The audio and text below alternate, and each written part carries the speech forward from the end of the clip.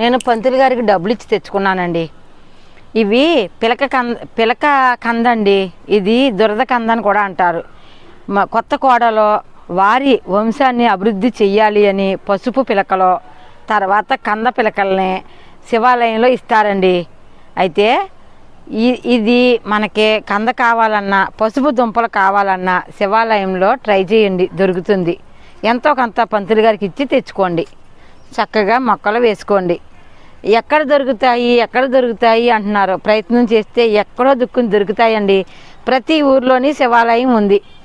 మనకి శివాలయంలో తప్పనిసరిగా అడిగితే మనకి ఇస్తారు. వారు చాలా వరకు పారేస్తారండి. ఇవి నేను చూశాను. మీకు ఒక్క పసుపు దుంప దొరికితే చాలండి, మనకే బోలెడన్ని మొక్కలు మన తోట అంతా అవుతుంది.